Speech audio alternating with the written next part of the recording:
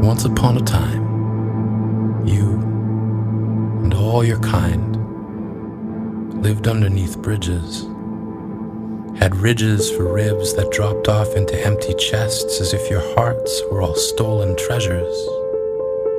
As if an excavation crew were hired to dig up and remove the part of you that let you feel.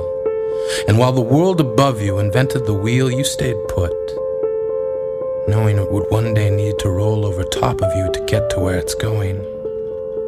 You had an endlessly flowing supply line of food.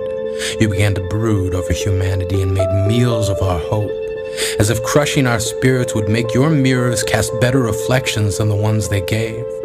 As if the only way you could save yourselves was to make the world ugly so no one would notice you hiding in it. You learned to knit pain into a kind of camouflage, treated hope like a mirage that you could use to lure in your next meal.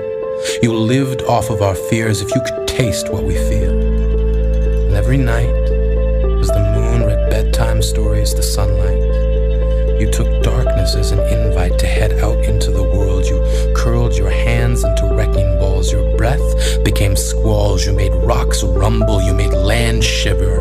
You made boys and girls pray that someone would deliver them from you. We told them, you aren't real.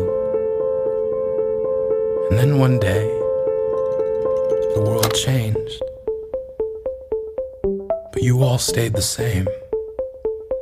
Just migrated from living underneath bridges to living underneath information superhighways. Days and nights became meaningless. Each already deepened chest became an abyss that no one would ever find the bottom of. Concepts like love fell into your gravity. We turned ourselves into life preservers, hoping to save as many as we could. But the fathers who stood guarding closet doors and the mothers who secured the floors underneath beds all shook their heads, not knowing how to deal with you.